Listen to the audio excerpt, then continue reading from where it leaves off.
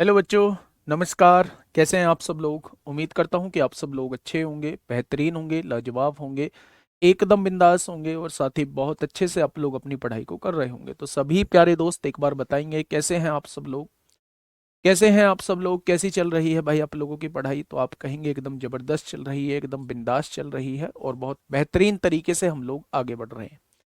प्यारे दोस्त, अगर मैं बात करूं तो हम लोगों का जो टॉपिक चल रहा है वो प्रॉफिट एंड लॉस चल रहा है और प्रॉफिट एंड लॉस जो है वो ऑलमोस्ट समाप्ति की ओर है। अभी हम लोग जो है वो बेईमान दुकानदार के क्वेश्चंस को देख रहे थे। बेईमान दुकानदार का पहले मैं थोड़ा सा एक छोटा सा कॉन्सेप्ट, शायद हम लोगों का कल भी एक डाउट रह गया था और उसी वजह से वो हम लोगों का मतलब क्वेश्चंस नहीं हो पाया, आंसर हमारा नहीं आ पाया था। पहले हम उस चीज को क्लियर कर लेते हैं। मेरे प्यारे दोस्त, मान लो एक सामान है और मैंने उस सामान को 10% प्रॉफिट पर बेचा है। प्यारे दोस्त, पहले ध्यान से समझना मैं क्या समझाने की कोशिश आप लोगों को कर रहा हूं। मैंने उस सामान को 10% प्रॉफिट पर बेचने की बात की है। कोई ग्राहक आता है, मैं उससे ये कहता हूं कि मैं इस सामान को भाई साहब 10% लाभ पर बेचूंगा। यानी कि मेरे भाई, अगर मैं सीपी और एसपी का रेशियो अगर मैं आपसे पूछूं तो आपने उस ग्राहक से कह दिया है कि भाई साहब मैं इस सामान को 10 का खरीद के लाया था, 1 रुपए के फायदे से आपको मैं इसे 11 का बेचूंगा। आपको मैं इसे 11 का बेचूंगा। ठीक है मेरे भाई। मैंने 20% कम वजन का प्रयोग किया। 20% कम वजन का प्रयोग क्या मतलब क्या था? यानी देना तो मुझे 5 चाहिए था, जो देना चाहिए था वो हमेशा एसपी में लिखा जाए था, लिखा जाएगा, लेकिन दिया कितना है? एक कम दिया है। क्या मैंने 4 दिया है? हाँ या ना? ओवरऑल लाभ मुझे कितना हुआ यहां जो आएगा, ये ओवरऑल लाभ आपके सामने निकल के आएगा। इन दोनों की वजह से ओवरऑल प्रॉफिट कितने का हुआ अगर मैं आप लोगों से पूछूं तो आप लोग कहने वाले हैं ओवरऑल प्रॉफिट जो है वो 8 का सामान आपने 11 में बेचा है, यानी 3 रुपए का फायदा हुआ है। कितने रुपए पर? 8 रुपए पर। तो 100 पर कितना हो जाएगा? तो यहां से जब आप निकालेंगे तो 37.5% का फायदा आपके सामने आएगा। क्या ये चीज आपके समझ में आई? बहुत आराम से थोड़ा सा समझिएगा मैं क्या कहना चाह रहा हूं। मैंने आपसे क्वेश्चन में ही कह दिया कि मैं सामान को 10% के फायदे पर बेच रहा हूं। यानी अगर मैं ग्राहक को बता चुका हूं कि 10% का फायदे पे मैं आपको सामान दूंगा, तो मैं अपना सामान 10 का सामान 11 में बेचना चाहता हूं। ये बात क्लियर है। दूसरी तरफ मैं 20% वजन कम तोलता हूं, यानी 20% का मतलब 1/5 होता है। यानी मुझे देना तो 5 चाहिए था, लेकिन मैं एक वजन कम तोल के देता कितना हूं? 4 देता हूं। ठीक है मेरे भाई। ओवरऑल अगर इन दोनों की वजह से मैं आपसे प्रॉफिट पूछता हूं तो आप बताएंगे 5 दूनी 10, यानी 8 का सामान आप 11 में बेचेंगे। यानी कि मेरे भाई 8 की चीज 11 में बेच रहे हैं तो 3 का फायदा।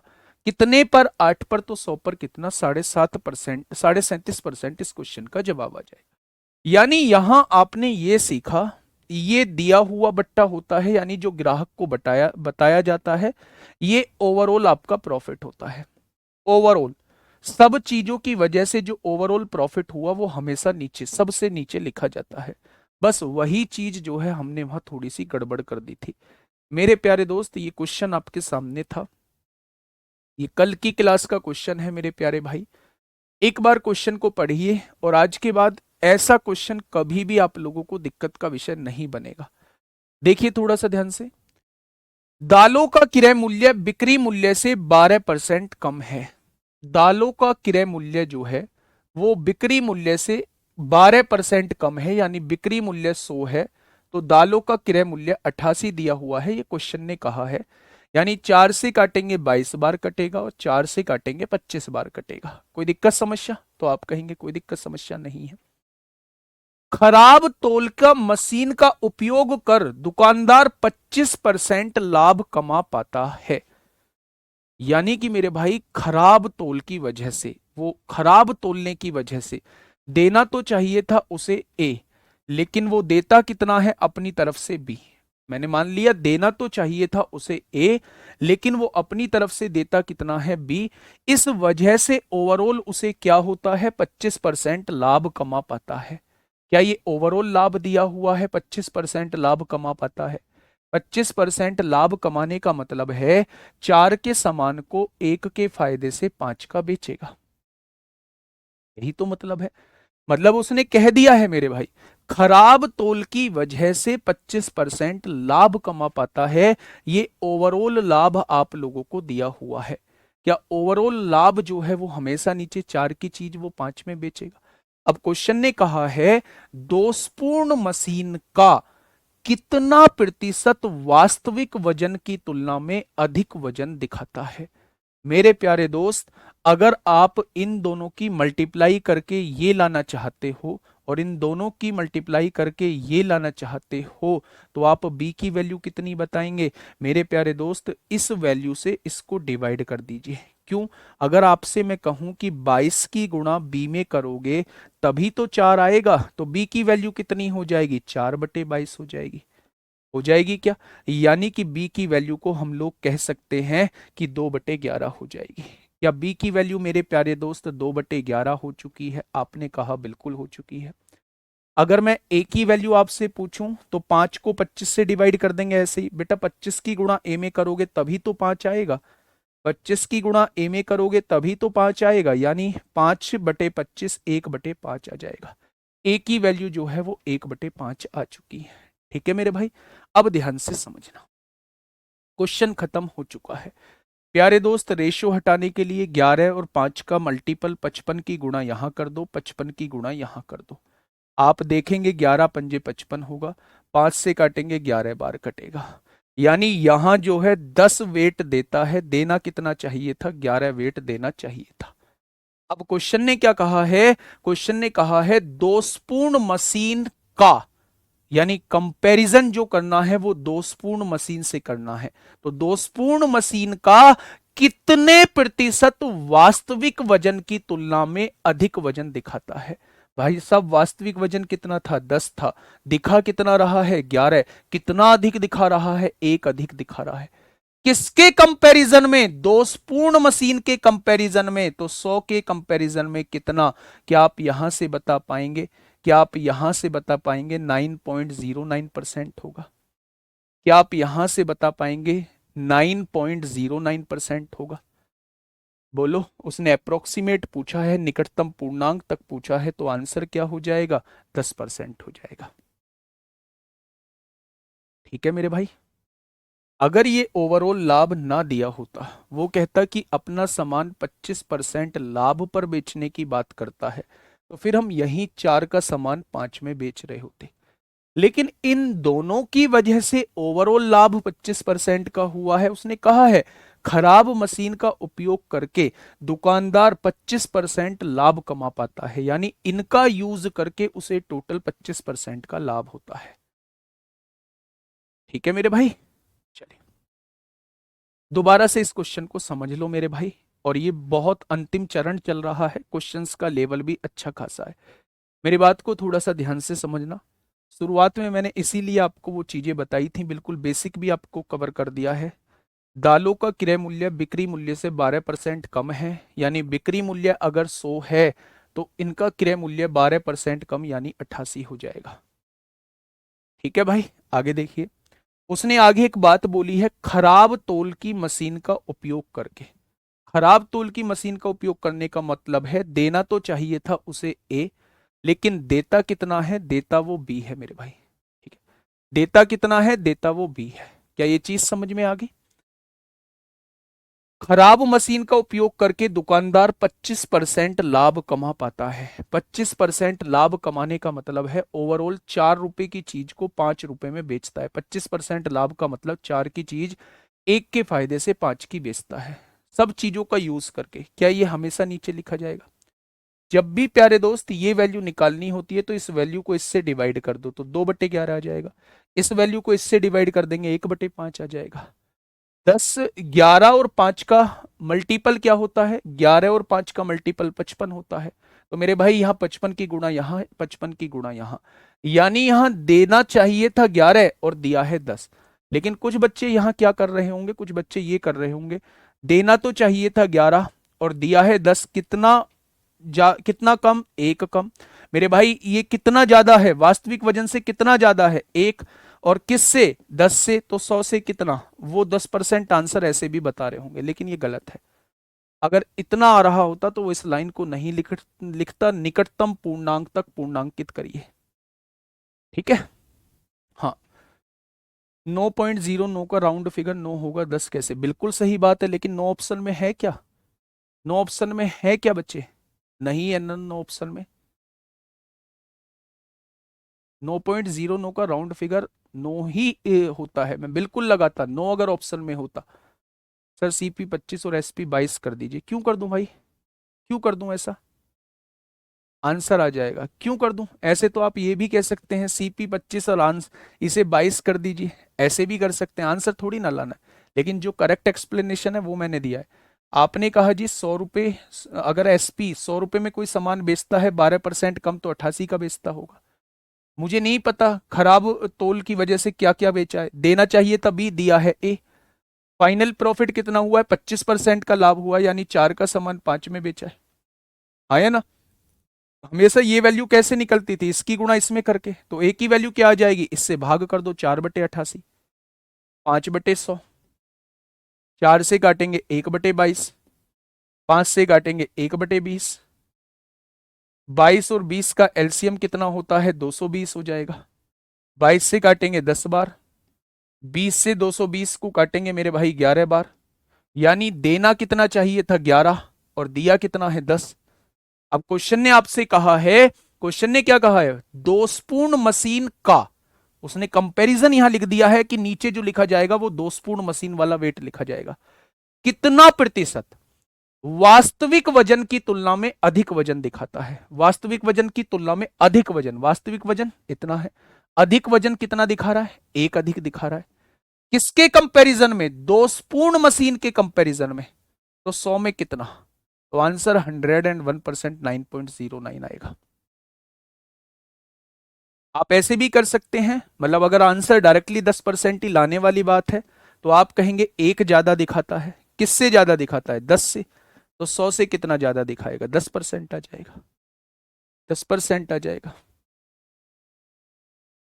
ठीक है मेरे भाई।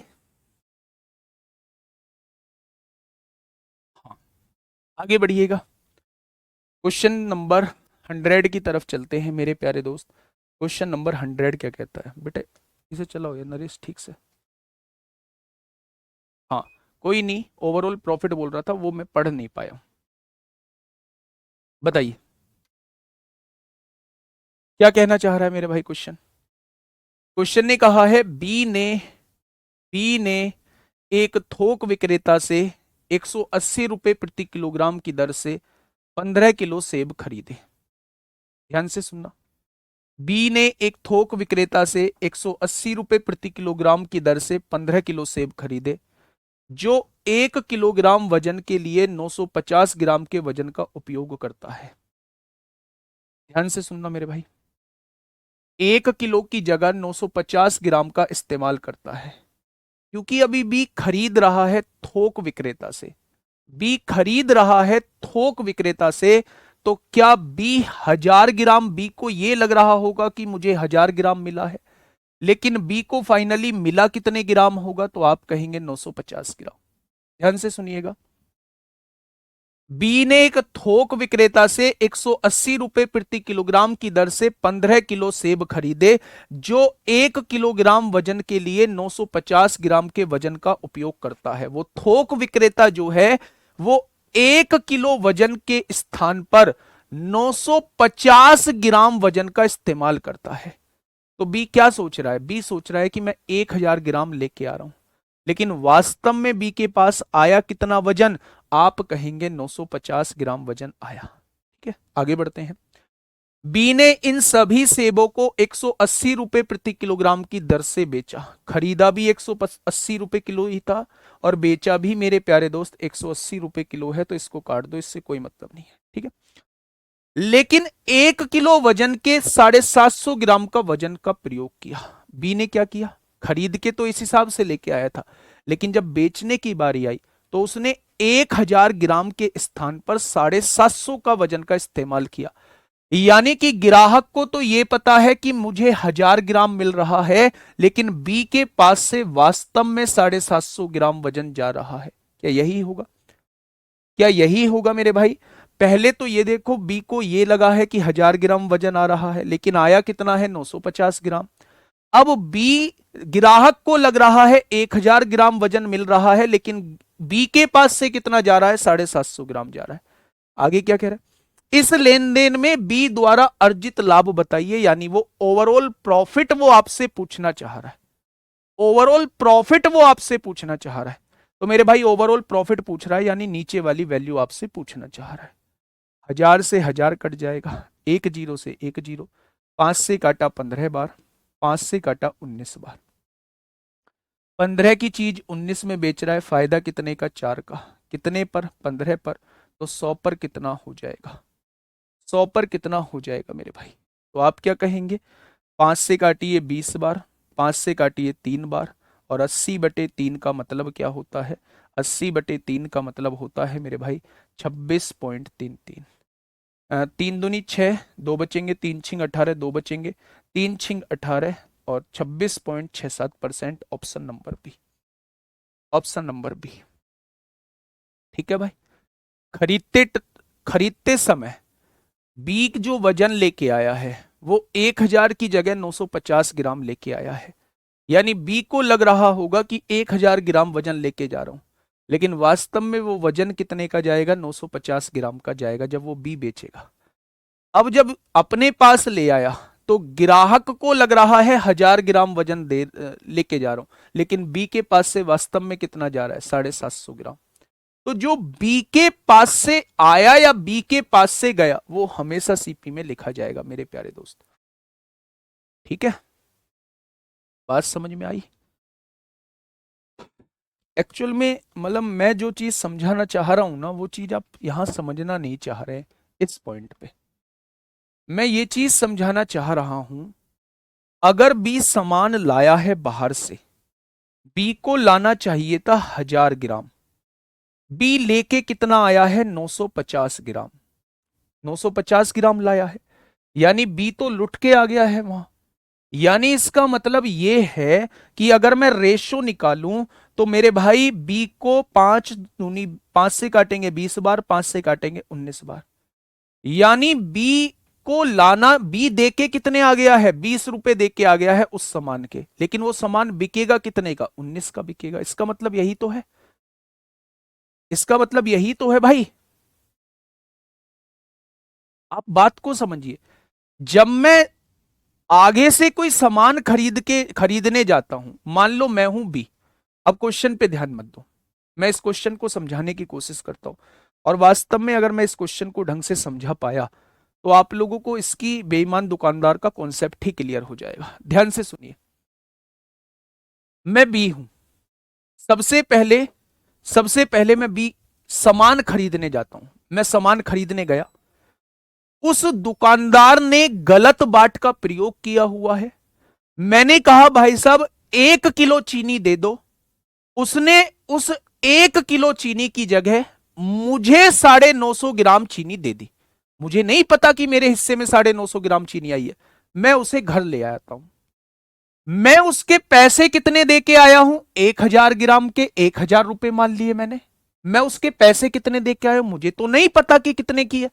मैं उस सामान के 1000 रुपए दे के आया हूं, तो मेरे लिए उसका सीपी हो गया 1000 रुपए।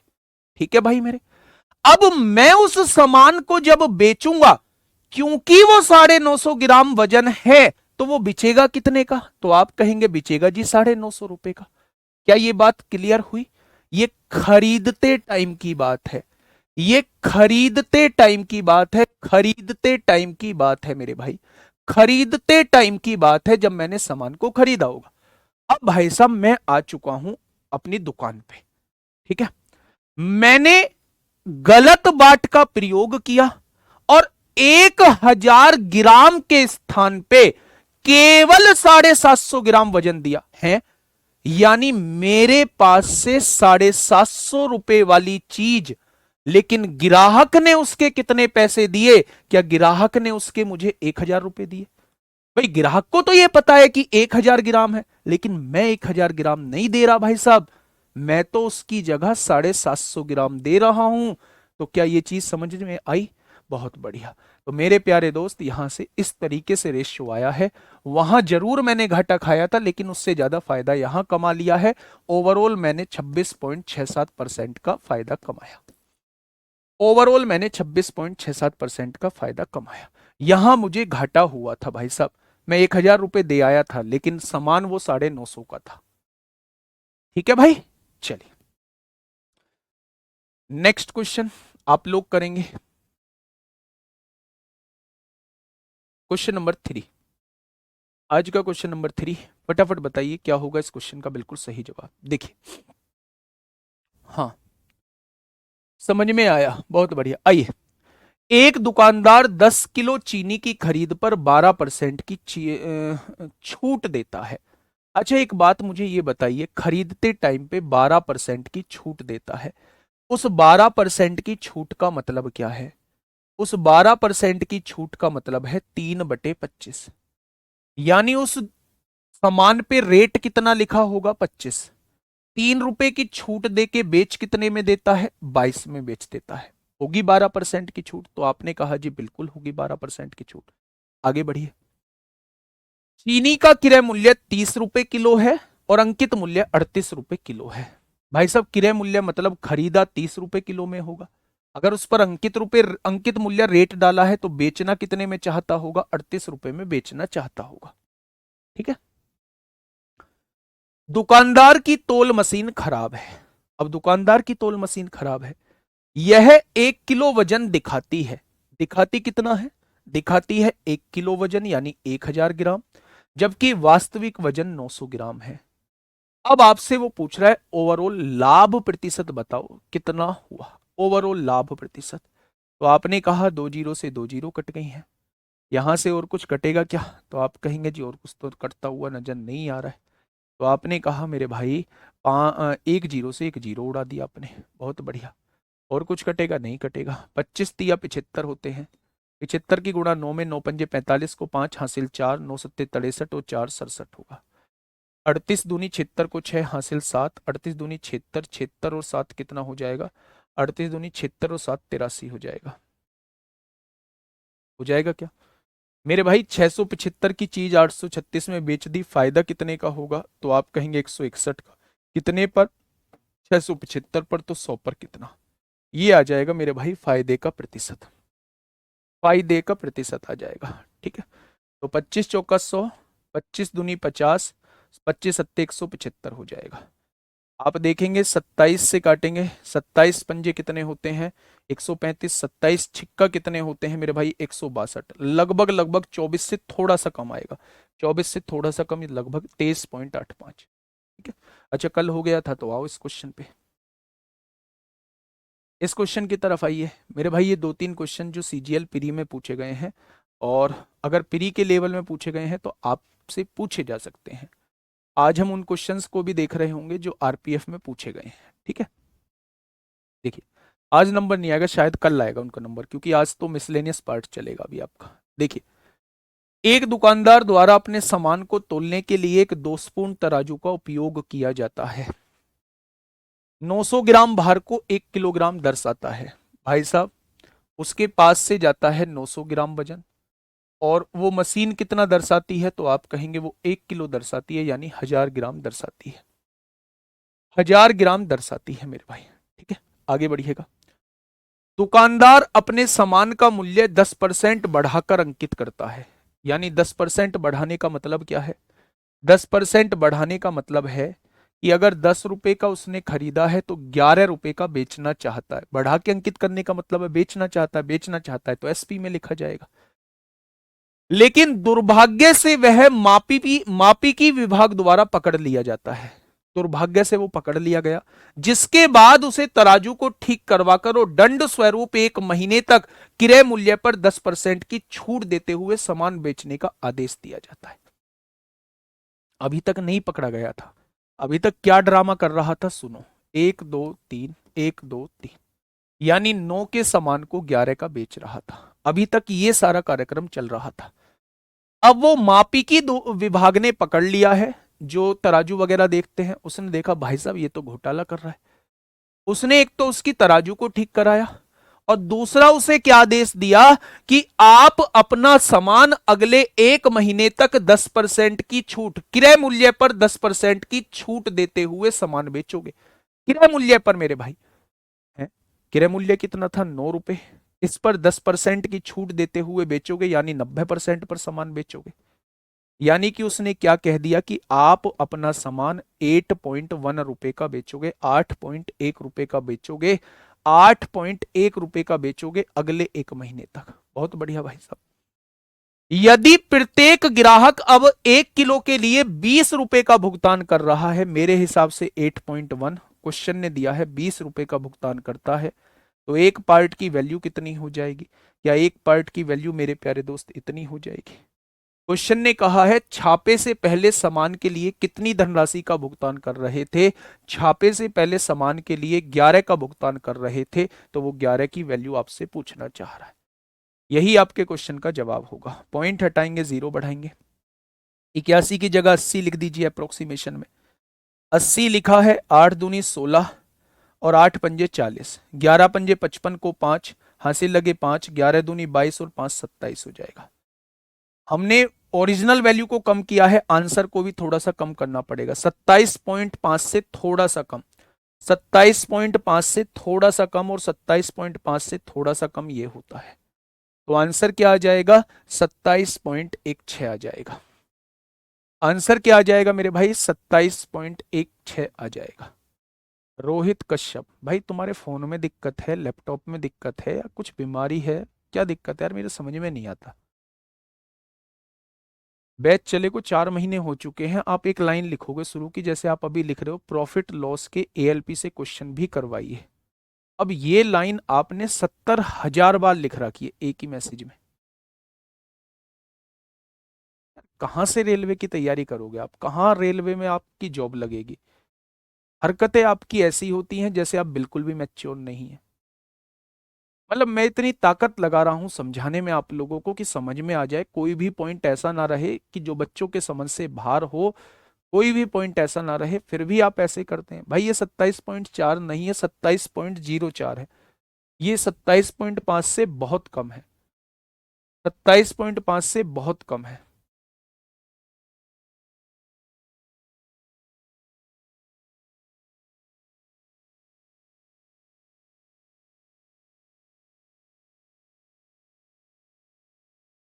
ठीक है, 27.4 नहीं है, 27.04 है, 27.50 से बहुत कम है, ये नजदीक बैठ रहा है।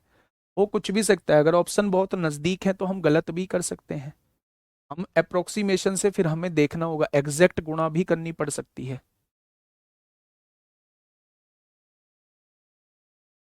चलें भाई आगे बढ़े। हाँ, हाँ, जब क्रय मूल्य दुगना होता है लाभ 3 गुना हो जाता है, ये बचे हुए हैं। ठीक है, लिखना भी, ये क्वेश्चन लिख लेना एक बार। देखो मेरे प्यारे दोस्त, अब ध्यान से समझना एक बार। हाँ, ध्यान से समझना मेरे भाई क्या कहना चाह रहा है।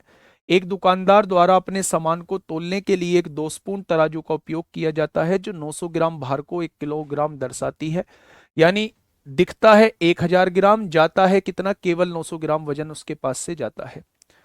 साथ ही दुकानदार अपने सामान का मूल्य 10% बढ़ाकर अंकित करता है, यानी 10 के सामान को 11 में बेचना चाहता है।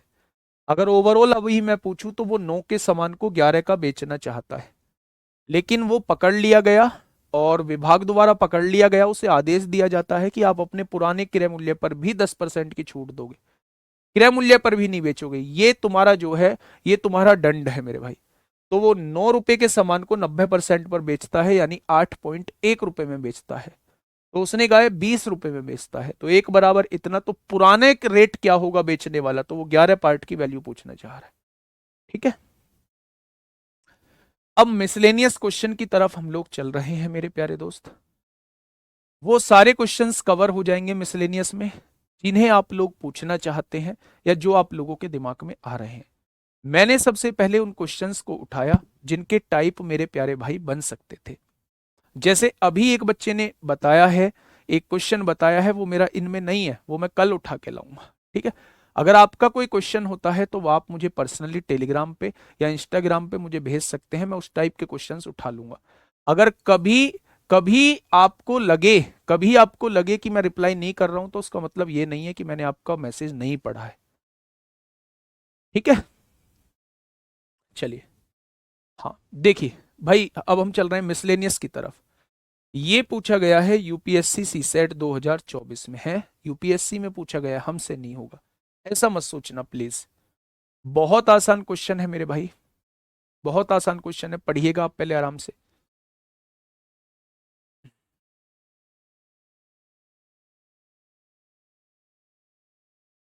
क्वेश्चन ने कहा है 4 संतरे 6 आम और 8 सेब की कुल लागत। 4 संतरे हैं यानी 4 ऑरेंज हैं, 6 आम है यानी कि 6 मैंगो हैं, और 8 सेब हैं यानी कि 8 एप्पल हैं, ठीक है। कुल लागत जो है इनकी, 1 संतरा यानी 1 ऑरेंज, 2 आम यानी कि 2 मैंगो, 2 मैंगो, और 5 सेब, 5 सेब यानी कि 5 एप्पल की कुल लागत के दुगने के बराबर है। इसके दुगने के बराबर दी हुई है इनकी कुल लागत, यही तो क्वेश्चन ने कहा है। क्वेश्चन ने कहा है 4 संतरे 6 आम और 8 सेब की कुल लागत जो है वो 1 संतरा 2 आम और 5 सेब की कुल लागत के दुगने के बराबर दी हुई है। तो यहां से जब आपने इसे सॉल्व किया तो आपने देखा 4 ऑरेंज हैं, 2 की गुणा 1 ऑरेंज, 2 ऑरेंज जाएंगे, 4 में से 2 ऑरेंज जाएंगे, 2 ऑरेंज बचेंगे। ये 6 मैंगो हैं, यहाँ 4 मैंगो हैं, 6 में से 4 जाएंगे, 2 मैंगो बचेंगे। ये 8 एप्पल हैं, यहाँ 10 एप्पल हैं, 10 एप्पल हैं, 10 में से 8 जाएंगे, 2 एप्पल बचेंगे। बचेंगे क्या? अगर मैं आप लोगों से कहूं हर जगह से 2 कॉमन ले दो, तो आप क्या कह सकते हैं कि 1 ऑरेंज 1 मैंगो का मूल्य जो है, कुल मूल्य 1 सेब के बराबर रहेगा। क्या यहां से ये निकल के आ चुका है? तो आपने कहा जी बिल्कुल आ चुका है। अब समझना क्वेश्चन क्या कहना चाह रहा है। 3 संतरे 5 आम और 9 सेब की कुल लागत। मेरे दोस्त अब आप जो मन करे वो वैल्यू मान लीजिए। आपने 1 संतरा 2 रुपए का मान लिया, 1 आम 3 रुपए का मान लिया, दोनों मिला के 1 सेब कितने रुपए का हो गया? 5 रुपए का। भाई 2 और 3 5 रुपए हो जाएगा। अब वैल्यू पुट करके देखिए, 3 संतरे, 3 संतरे, 1 संतरा 2 रुपए का तो 3 संतरे 6 रुपए के, 5 आम, 1 आम 3 रुपए का तो 5 आम 15 रुपए के, और 9 सेब, 1 सेब 5 का तो 9 सेब 45 के, की कुल लागत कितनी रहेगी? 66 रहेगी। बहुत बढ़िया, आगे बढ़िए।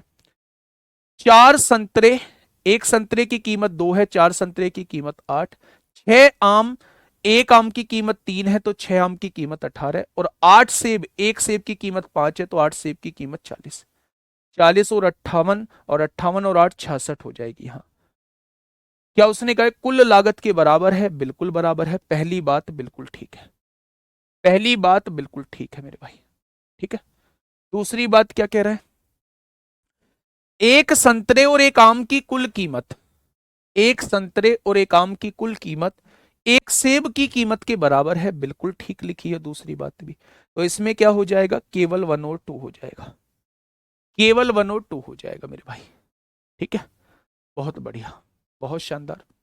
तो ये मिसलेनियस क्वेश्चन शुरू हो चुके हैं, यहां आपको थोड़ा सा दिमाग लगाना पड़ेगा, और यहां हर टाइप का क्वेश्चन आप लोगों को मेरे प्यारे दोस्त देखने को मिल जाएगा, ठीक है। हाँ, सबसे पहले आगे बढ़ने से पहले 1 मिनट में आप लोगों से बात करना चाहूंगा।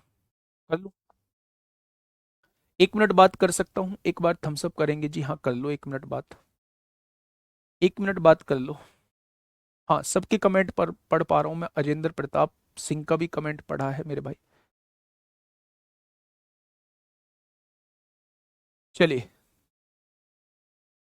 प्यारे दोस्त, हाँ हॉर्स और काऊ वाला बचा है वो भी ले आऊंगा। देखिए मेरी बात को थोड़ा सा समझने की कोशिश करिए।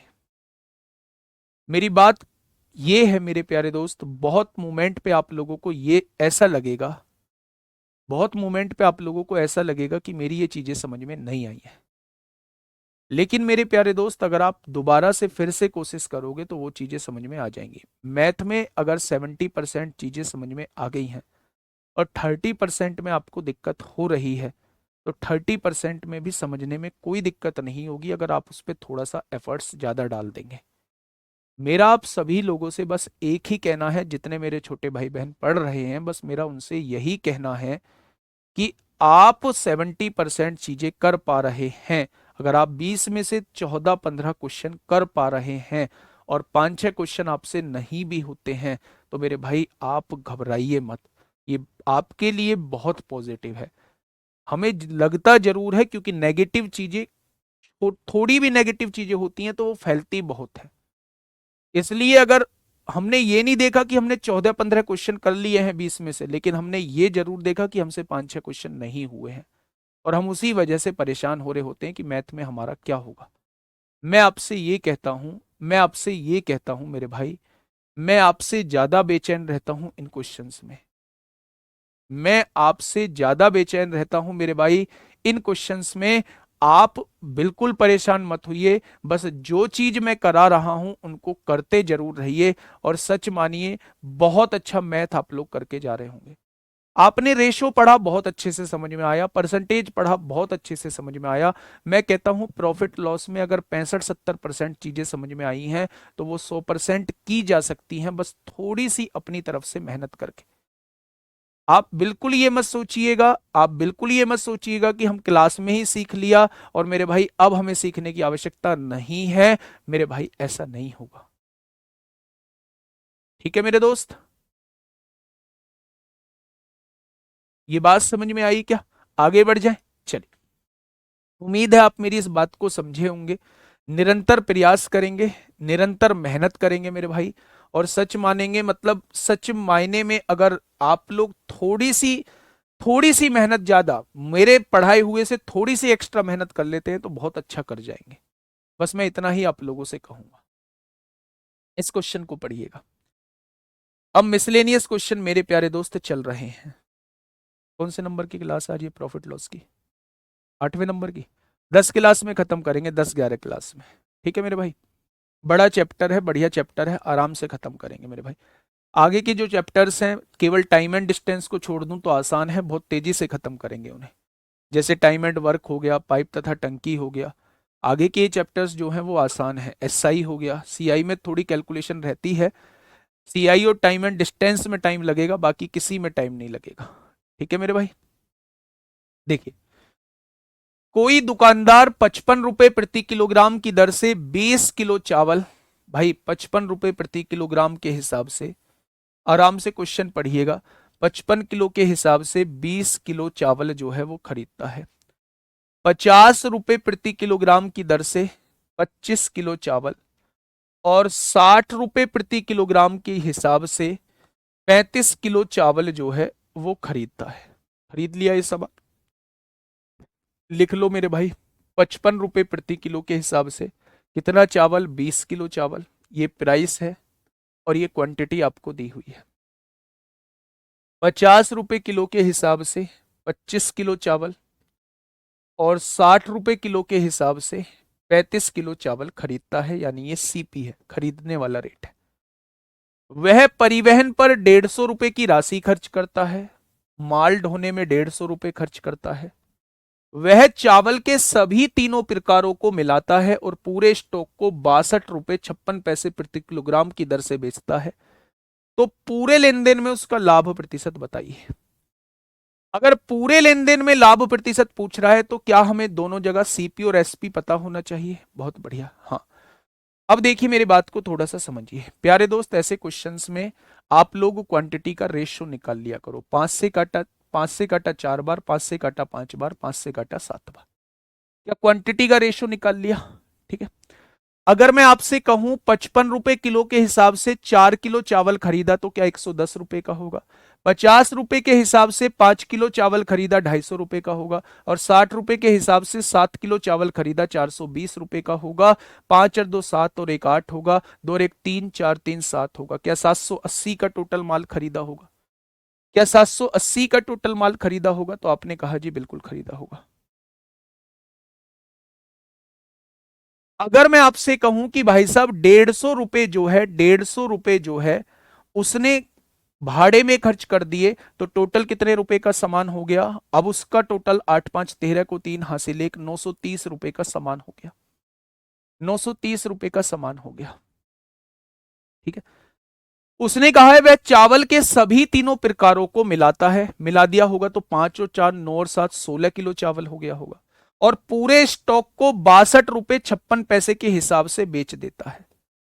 पूरे स्टॉक को 62 रुपए 56 पैसे के हिसाब से बेच देता है मेरे भाई। तो आपने क्या कहा? 16 छिक्का 96 को 6 हासिल 9, 16 पंजे 80 9 89 को 9 हासिल 8, 16 दूनी 32 और 8 40 को 0 हासिल 4, 16 छिक्का 96 और 400, यानी 1000.96 का बेच देता है।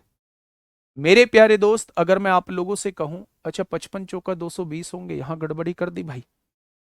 अच्छा ये 220, यहां थोड़ी सी गड़बड़ी हो गई है, 55 चौका 220 होंगे।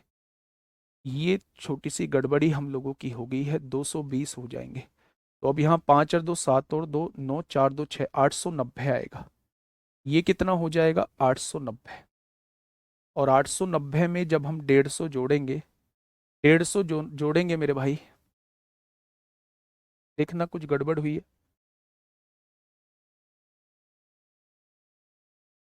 पहले ही बता दिया होता मेरे प्यारे दोस्त। 55 रुपए के 4 किलो खरीदे हैं, 55 दूनी 110, 220 हो जाएंगे। 50 पंजे कितना हो जाएगा? 250 हो जाएगा। और 60 सत्ते कितना हो जाएगा? 420 हो जाएगा। और यहां से जब हम लोग देखेंगे, 5 और 2 7 और 2 9 होगा, 4 2 6 890, और 150 इसमें जोड़ेंगे, 9 और 5 14 को 4 हासिल 1, 8 और 1 9 और 1 10, 1040 का सामान खरीदेंगे। 1040 का सामान मेरे भाई खरीदेंगे। ठीक है। अब हमने क्या किया? वह चावल के सभी तीनों प्रकारों को मिलाता है और पूरे स्टॉक को 62 रुपए 56 पैसे के हिसाब से बेच देता है। एग्जैक्ट क्वांटिटी में क्या हम 150 रुपए जोड़ेंगे क्या? एग्जैक्ट क्वांटिटी में क्या हम 150 रुपए जोड़ सकते हैं भाई?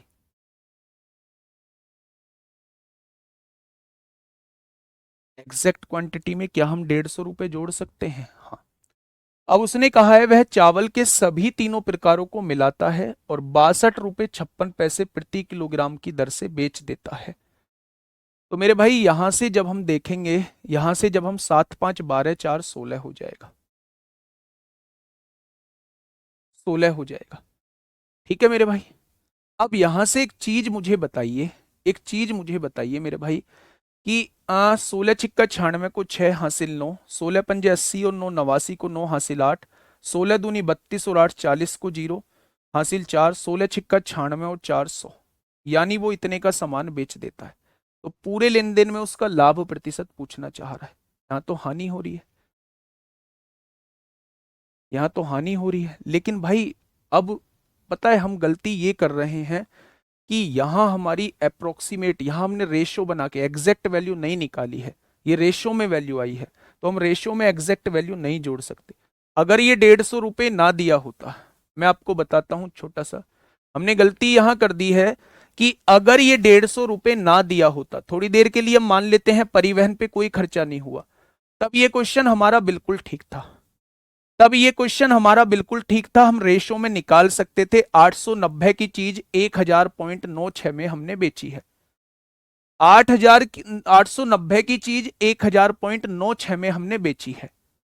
लेकिन मेरे भाई क्योंकि हम यहां रेशो बना रहे हैं, रेशो बना रहे हैं, तो रेशो में हम एग्जैक्ट वैल्यू को नहीं जोड़ सकते, फिर हमें पूरी वैल्यू को लेना होगा। अब मैं आपको बता देता हूं, पहले तो इस 150 को काट के लिख लीजिए, ये 150 रुपए का खर्चा हुआ ही नहीं है। उस केस में आंसर क्या आएगा मुझे बताइए। 890 की चीज 1000.96 में बेच दी, तो आप कहेंगे 110.96 का फायदा हो जाएगा। कितने पर? 890 पर। तो 100 पर कितना होगा? यहां से फायदे का प्रतिशत निकाल देना, ये फायदे का प्रतिशत आपके सामने आ जाएगा। लेकिन मेरे प्यारे दोस्त, अगर उसने एग्जैक्ट वैल्यू आप लोगों को दी हुई है कि 150 रुपए 200 रुपए 500 रुपए 700 रुपए अलग से खर्चा होता है, तो फिर आप लोग जो है वो रेशो को नहीं बनाएंगे, फिर आप लोग जो है मेरे प्यारे दोस्त रेशो में कन्वर्ट नहीं करेंगे मेरे भाई। फिर कैसे करेंगे? सेकंड क्वेश्चन वो है सेकंड क्वेश्चन वो है जब उसने मेरे प्यारे दोस्त 150 आप लोगों को दिया हुआ है, 150 आप लोगों को दिया हुआ है। ठीक है मेरे भाई, समझ गए ना दोनों क्वेश्चन? अगर 150 नहीं है तो रेशो में कन्वर्ट हम लोग कर सकते हैं, क्योंकि रेशो वाली वैल्यू में हम एग्जैक्ट वैल्यू नहीं जोड़ते हैं। अगर ये 150 अलग से दिया हुआ है तो हम रेशो में कन्वर्ट नहीं करेंगे। देखो कैसे, 55 रुपए किलो के हिसाब से 20 किलो खरीदा, 50 रुपए किलो के हिसाब से 25 किलो खरीदा, और 60 रुपए के हिसाब से 35 किलो मेरे भाई खरीदा, हमने खरीद लिया। तो आप क्या करेंगे, आप एकदम से डायरेक्ट 55 दूनी कितना होगा 110, 1100 आएगा, 25 पंजे 125, 1250 आएगा, और 35 छिक्का 6 पंजे 30 को जीरो हासिल 3, 6 18 और 3 21 हो जाएगा। ये आ जाएगा 6 पंजे 30 को जीरो हासिल 3, 6 18 3 21 हो जाएगा। यानी टोटल जो रेट बैठा 2100 और 1200, 3300, 3300 और 11 4400, 4450 बैठ जाएगा। अब 4450 ये एग्जैक्ट वैल्यू निकल के आई है। अब जब ये एग्जैक्ट वैल्यू निकल के आई है तो 150 रुपए इसमें हमें किसके जोड़ने पड़ेंगे? आप कहेंगे हमें इसमें यातायात के जोड़ने पड़ेंगे, यानी 4600 रुपए हो जाएगी, हो जाएगी। अब सारे चावलों को 62 रुपए 56 पैसे के हिसाब से बेच दिया है। कितने चावल हैं? 35 और 25 60 और 20 80 किलो चावल है। यानी कि मेरे भाई 8 छिंग 48 को 8 हासिल 4, 8 पंजे 40 और 4 44 को 4 हासिल 4, 8 दूनी 16 4 20 को 0 हासिल 2, 8 छिंग 48 और 2 50 हो जाएगा। हो जाएगा क्या मेरे भाई? अगर मैं यहां से देखूं तो 5004.8 का सामान बेच देंगे। अब मुझे बताइए फायदा कितने का है? आप कहेंगे जी 404.8 का फायदा है। कितने पर? 4600 पर। तो 100 पर कितना हो जाएगा? ये वो वाला क्वेश्चन है जब हम 150 रुपए जोड़ेंगे, और ये वो वाला क्वेश्चन है जब 150 रुपए हम लोग नहीं जोड़ेंगे। क्वेश्चन समझे? शांति बनाइए। दोनों में से कोई सा भी क्वेश्चन आपसे पेपर में पूछा जा सकता है।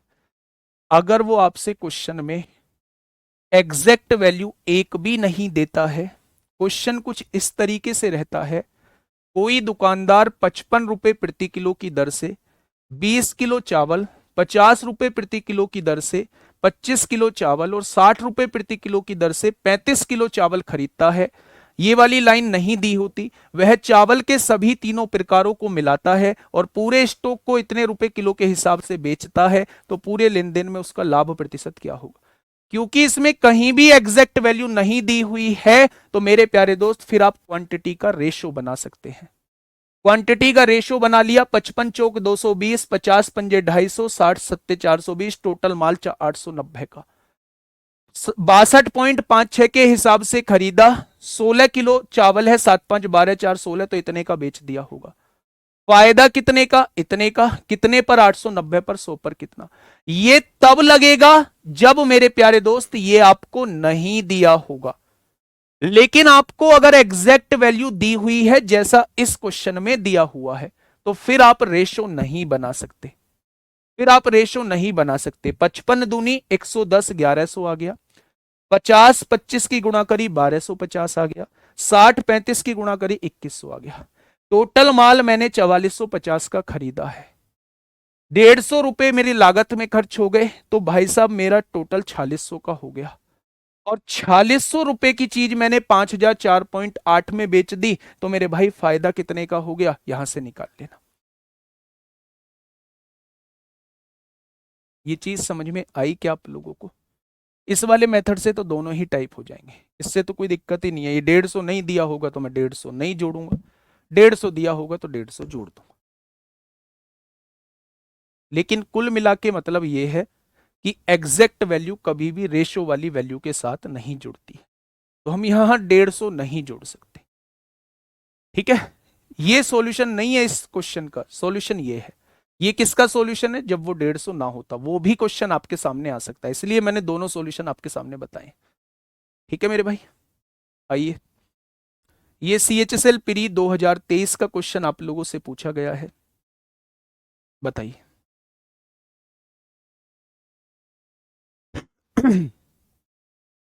बताइए। 8.8 आ जाएगा।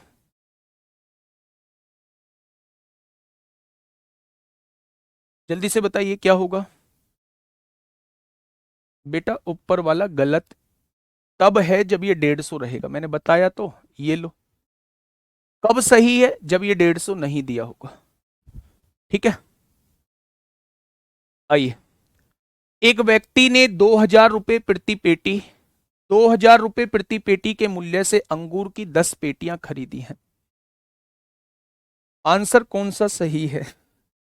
बेटा ये वाला आंसर सही है। अब इसे सॉल्व कर लो भाई, सॉल्व करके बताना। पॉइंट हटाओ, जीरो बढ़ाओ। एक दो, दो जीरो से दो जीरो। आप कर दो 4,048 को 460 से डिवाइड कर दो। 4,048 को 460 से डिवाइड कर दो। 8.8 बता रहे हैं, 8.8 आ जाएगा। तो 8.8 इस क्वेश्चन का जवाब हो जाएगा। 8.8 इस क्वेश्चन का जवाब हो जाएगा। ये कब लगेगा, मैं फिर से कह रहा हूं, इस बात की भी रिकॉर्डिंग कर लेना। ये कब लगेगा, जब ये 150 रुपए नहीं होगा। चलिए, इसमें आइए, CHSL प्री 2023 में पूछा गया है।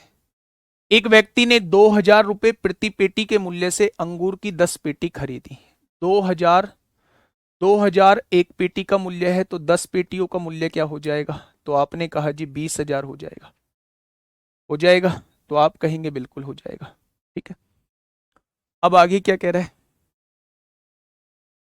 उसने कहा है प्रत्येक पेटी में 20 किलो अंगूर थे। अगर 10 पेटी हैं, 20 किलो अंगूर हर पेटी में थे, क्या 200 किलो अंगूर आपके पास है? बहुत बढ़िया, 200 किलो अंगूर आपके पास है। आगे बढ़े। उसने प्रत्येक पेटी को 2,500 रुपए प्रति पेटी की दर से बेच दिया। 2,500 रुपए प्रति पेटी की दर से बेच दिया है, लेकिन कुल मिलाकर 10 किलो अंगूर खराब हो गए हैं। 10 किलो अंगूर जो है वो खराब हो गए हैं। क्या 200 किलो अंगूर टोटल थे? 10 किलो खराब हो गए, तो क्या 190 किलो बचे? हाँ या ना? 190 किलो बचे हैं मेरे भाई। अब उसने कहा इसके अलावा उसने परिवहन शुल्क के रूप में 1,000 का भुगतान किया। अगर वो 20,000 का टोटल माल खरीदा था, 1,000 परिवहन पे खर्चा किया है, क्या टोटल माल 21,000 का ले आया है? क्या टोटल माल 21,000 का ले आया है मेरे भाई? आप कहेंगे जी बिल्कुल ले आया है। अच्छा एक बात बताओ, 2,500 रुपए की पेटी बेची है, और एक पेटी में कितने किलो अंगूर हैं? 20 किलो अंगूर हैं। तो मेरे प्यारे दोस्त, क्या 1 किलो अंगूर का मूल्य जो आया होगा वो 125 रुपए आया होगा? लेकिन वो बेचता कितने हैं? केवल 190 किलो अंगूर बेचता है, क्योंकि 10 किलो खराब हो चुके हैं। तो मेरे भाई यहां से 19 पंजे पे 95 को 5 हासिल 9, 19 दूनी 38, 38 और 9 कितना हो जाएगा? 47 को 7 हासिल 4, 19 एकम 19 और 4 23। क्या उसने सभी अंगूर 23,750 के बेचे होंगे? तो आपने कहा बिल्कुल बेचे होंगे। तो उसने कहा है उसका लाभ या हानि कितना होगा? 21,000 का माल खरीदा था, 23,750 के बेचे हैं, तो 2,750 का लाभ हो जाएगा। Option number B. Option number B इस क्वेश्चन का प्यारे दोस्त बिल्कुल सही जवाब हो जाएगा। क्या ये चीज समझ में आई आप लोगों के? देखो, दोबारा से समझो मेरे प्यारे दोस्त, मैं क्या कहना चाह रहा हूं। 2,000 रुपए पेटी के हिसाब से मैं एक अंगूर की पेटी खरीदता हूं, और 10 पेटी खरीदता हूं, तो मेरे भाई क्या मैंने वो सामान 20,000 रुपए का खरीद लिया है? 1,000 रुपए परिवहन पे खर्च करता हूं, क्या मैं टोटल 21,000 का सामान खरीद चुका हूं? एक पेटी में 20 किलो अंगूर होते हैं, तो 10 पेटियों में क्या मैंने 200 किलो अंगूर खरीदे हैं? 10 किलो अंगूर खराब हो जाते हैं, क्या मैं 190 किलो अंगूर बेचूंगा? मैं 2,500 रुपए पेटी के हिसाब से बेचता हूं, यानी 2,500 रुपए में 20 किलो बेचता हूं, क्योंकि एक पेटी में 20 किलो अंगूर है। यानी 2,500 रुपए में 20 किलो अंगूर बेचता हूं, तो 1 किलो अंगूर क्या 125 का होगा? तो मेरे भाई 190 किलो अंगूर क्या मैं इतने के बेचूंगा? अगर 21,000 की कोई चीज खरीदी है, 23,750 की बेच दी है, तो क्या 2,750 का लाभ हो जाएगा? बहुत बढ़िया, नेक्स्ट क्वेश्चन पे आइए। फटाफट बताइए क्या होगा इस क्वेश्चन का साथी बिल्कुल सही जवाब। क्वेश्चन ने कैसे कहा है, देखिए। सुखेन ने बिक्री के लिए कुछ खराब होने वाली वस्तुएं खरीदी। कुछ खराब होने वाली। उनमें से 15% वस्तुएं बेची नहीं जा सकी। आप मुझे इस बात का मतलब बताइए। 15% वस्तुएं बेची नहीं जा सकी, यानी कि मेरे भाई अगर मैं कहूं सुखेन ने 100 वस्तुएं खरीदी, बहुत बेसिक से समझिए। सुखेन ने 100 वस्तुएं खरीदी और कितने रुपए की खरीदी? 100 वस्तुएं 100 रुपए की ही खरीदी। मैंने थोड़ी देर के लिए मान लिया 100 वस्तुएं 100 रुपए की खरीद ली। ठीक है, अब देखना ध्यान से। 15% वस्तुएं बेची नहीं जा सकी। अगर 100 में से 15% वस्तुएं बेची नहीं जा सकी तो कितनी परसेंट बेची जा सकी? क्या 85 वस्तुएं बेची जा सकी? तो आपने कहा जी बिल्कुल। सर कैसे पता चला कि एक पेटी में 20 किलो अंगूर है? नारायण बता के गए थे गुड़िया। अबे यहाँ लिखा हुआ है एक पेटी में 20 किलो अंगूर थे, ये लिख रहा मेरे दोस्त।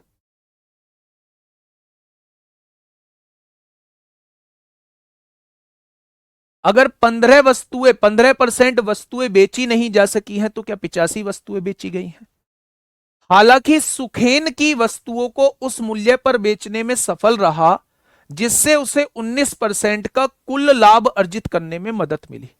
यानी जो बची कुची वस्तुएं थी उसे वो उन मूल्य पर बेचने में सफल रहा कि ओवरऑल उसे 19% का लाभ मिले।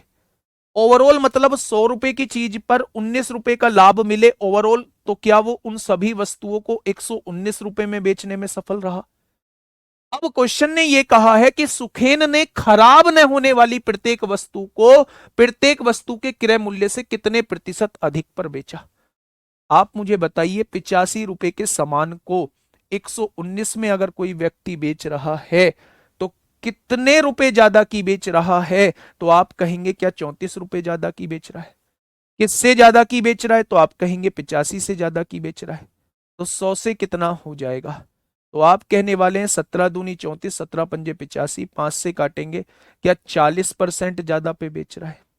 जो ठीक वस्तु है ना वो क्रय मूल्य से 40% ज्यादा पर बेची जा रही है।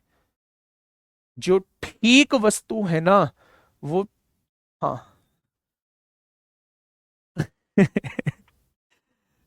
मतलब 15% वस्तु सुखेन की सूख गई, हाँ सूख गई वो खराब हो गई। 100 में से केवल 85 बेच रहा है और 85 भी उस रेट पर बेच रहा है कि ओवरऑल पर 19% का फायदा हो, यानी 100 की चीज 119 में बेचे। तो इसका मतलब 85 की चीज 119 में बेच रहा है, फायदा कितने का? 34 का। किस पर? 85 पर। तो 100 पर कितना? ठीक वस्तु पर 40% लाभ हुआ होगा। नेक्स्ट क्वेश्चन पढ़िएगा मेरे प्यारे भाई। नेक्स्ट क्वेश्चन पढ़िएगा मेरे प्यारे दोस्त। क्या होगा इस क्वेश्चन का बिल्कुल सही जवाब? देखिए, 80 छात्र और 10 संसाधन व्यक्तियों वाली कार्यशाला में 80 छात्र हैं, 80 स्टूडेंट हैं और 10 जो है वो क्या दिए हुए हैं? रिसोर्स पर्सन दिए हुए हैं। रिसोर्स पर्सन दिए हुए हैं। 80 स्टूडेंट है और 10 रिसोर्स पर्सन है। आगे बढ़िएगा। अंत में मिठाई वितरित की गई। प्रत्येक छात्र को मिठाई वितरित करने के लिए खर्च की गई राशि छात्रों की कुल संख्या का 30% थी। छात्रों की कुल संख्या कितनी है? 80। इसका 30% खर्चा किया गया, यानी एक छात्र पर होने वाला खर्चा 24 रुपए है। 24 रुपए एक छात्र पर होने वाला खर्चा है। आगे बढ़िए। प्रत्येक संसाधन व्यक्ति के लिए खर्च की गई राशि कुल छात्रों की संख्या का 40% थी। कुल छात्रों की संख्या का 40% थी। अब छात्रों की संख्या का कह रहा है मेरे भाई 40% of the total number of student. Student तो 40% of the total number of student. Student कितने? 80। इसका 40%, यानी कि भाई साहब यहां खर्चा होता है एक आदमी पे 32 रुपए का। अब क्या कह रहा है मेरे भाई? देखिए आगे कह रहा है कार्यशाला में मिठाई वितरण के लिए खर्च की गई कुल राशि बताइए। ठीक है मेरे दोस्त, एक बच्चे पर 24 रुपए खर्चा, तो 80 बच्चों पे 8 चौक 32 को 2 हासिल 3, 8 दूनी 16 और 3 19, 1920 रुपए खर्चा हुआ होगा।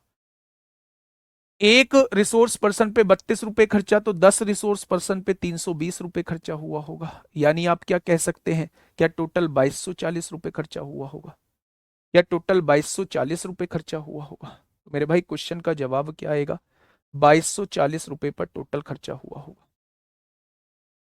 ठीक है मेरे भाई, टोटल खर्चा 2240 रुपए हुआ होगा।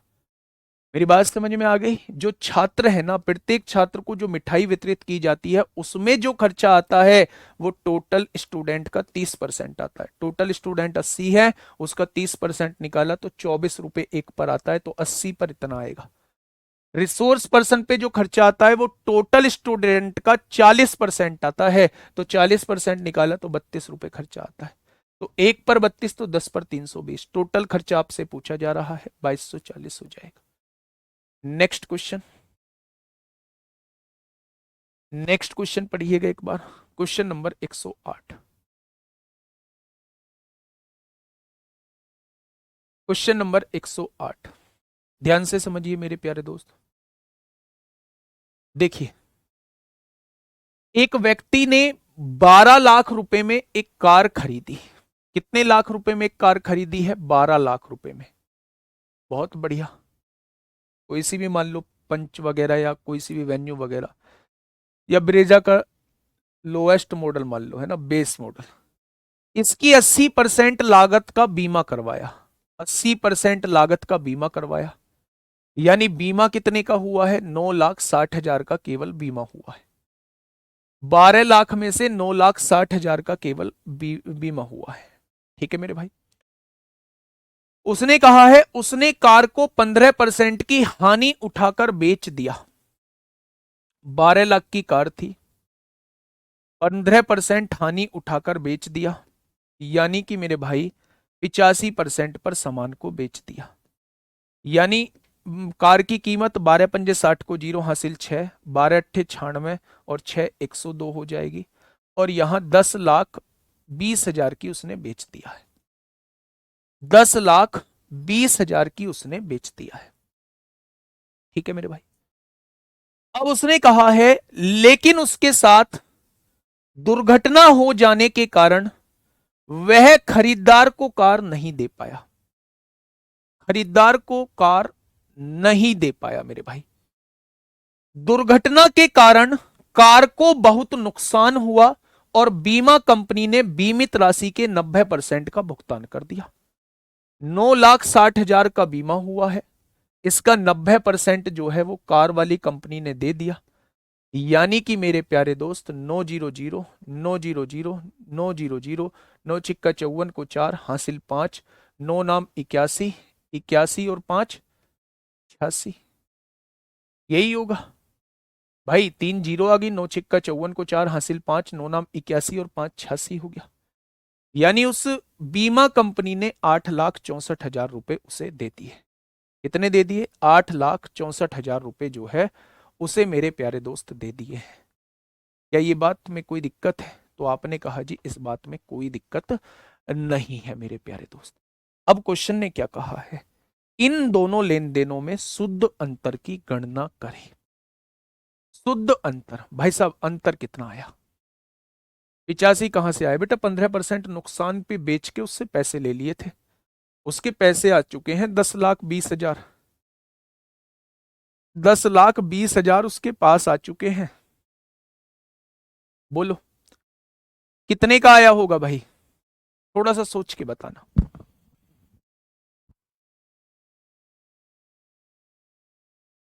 ये तो ऑप्शन ही नहीं है भाई, 92 लाख और 88 लाख का घाटा। कार ही कुल 12 लाख की है, इतना घाटा कैसे, या तो ये होगा या ये होगा। आप मुझे बताइए कितने का घाटा आया है। इन दोनों लेन देन में शुद्ध अंतर की गणना करें। हो गया भाई, कंपनी ने कितने दिए हैं, 8,64,000, और मेरे भाई कार थी कितने की, 10,20,000 की। तो मेरे भाई यहां घाटा कितने का और आ गया, 10 में से 4 गया 6, और यहां 11 में से 6 गया 5, 1,56,000 का और घाटा आ गया। अगर वो कार पहले तो 10,20,000 की जा रही होती, लेकिन अब उस कार के पैसे कितने मिले हैं भाई साहब, 8,64,000। वो 15% घाटे पे तो पहले ही हो गया था, वो 15% घाटे पे तो पहले ही जा रही थी। लेकिन अगर वो ठीक ठाक चली जाती तो क्या वो 10,20,000 की चली जाती अगर एक्सीडेंट ना हुआ होता? लेकिन अब एक्सीडेंट होने के बाद उसके पैसे कितने आए? 8,64,000 आए हैं। यानी 1,56,000 का घाटा केवल इस वजह से हो गया, एक्सीडेंट की वजह से। बात समझ गए क्या? तो आपने कहा बिल्कुल समझ गए, ऑप्शन नंबर ए। ठीक है, नेक्स्ट क्वेश्चन आपके सामने है। कल यहीं से क्लास की शुरुआत करेंगे, 8वें नंबर की क्लास है। टोटल 12 क्लास में हम लोग इसे खत्म करेंगे, है ना।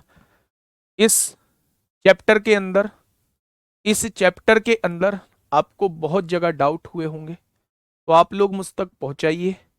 जो पॉइंट मुझे लगते हैं पूरे चैप्टर के अंदर कि मुझे दोबारा लेने चाहिए और इसकी थोड़ी सी प्रैक्टिस मुझे करानी चाहिए, वो प्रैक्टिस मैं अगले 4 दिनों में आप लोगों को करा रहा हूँ।